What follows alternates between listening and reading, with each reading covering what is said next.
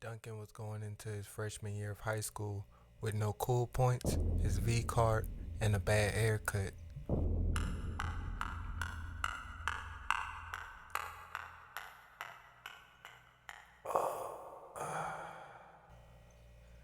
Damn, I need some coochie. He said to himself after ejaculating in his mother's bathroom. Boy, get out that bathroom and take your ass to school. Duncan headed out the door and straight to school because he knew if his mom had to repeat herself, she was going to take action. Miss Linda, Duncan's mom, she was like a ticking time bomb with 1 second left on it. When Duncan got to school and finally found his homeroom, he seen Kayla, his 8th grade crush, sitting front row.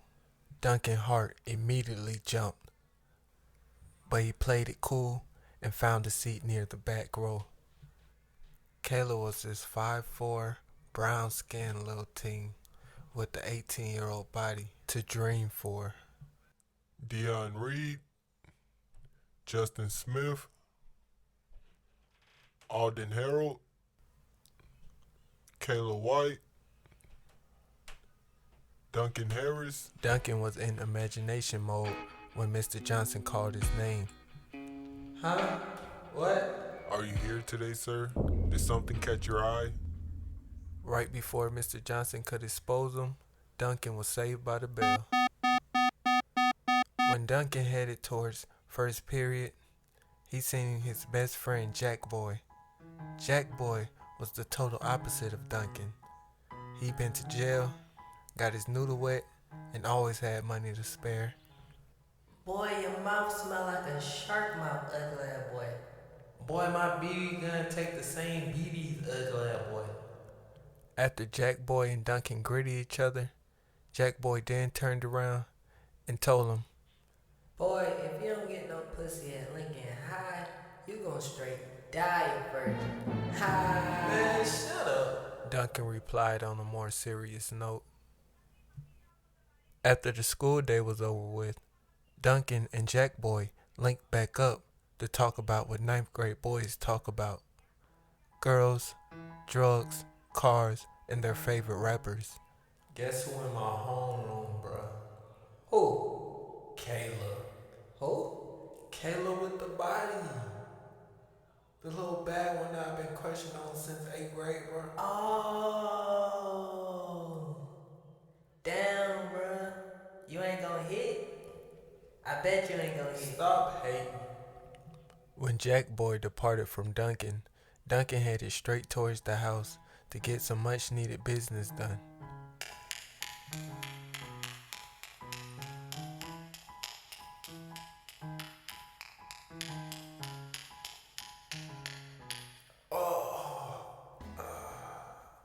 I need some coochie. Boy, get out that bathroom and come eat dinner. His mom yelled from downstairs. Duncan didn't realize how much time he had wasted looking for the perfect video to beat his meat off to. Within the first month of school, Duncan still haven't gave Kayla a hello. He still had his V card intact, and his head was still nappy. Duncan's birthday was a week away, and the only thing he wanted for his birthday was Kayla White, the girl he never spoke to, the girl of his dreams.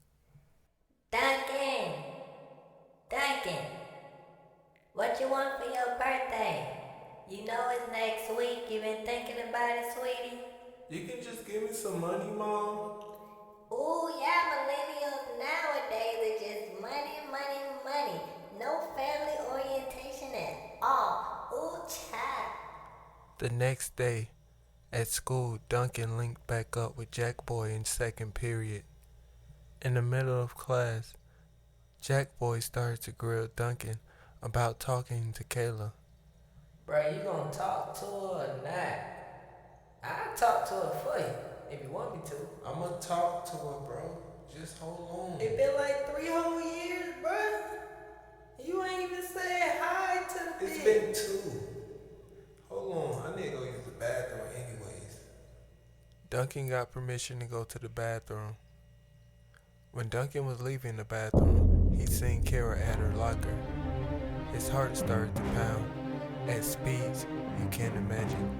So Duncan went back into the bathroom to make sure his hair was brushed, his breath was mint fresh, and his clothes wasn't on backwards, because that's how nervous he was.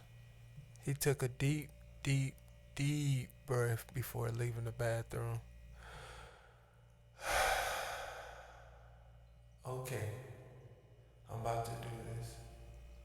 Fuck the bullshit. After his little prep talk, he left the bathroom with a whole new little confidence about himself. So Duncan made his way towards her while looking at his phone so they won't make eye-to-eye contact, cause that would just be weird.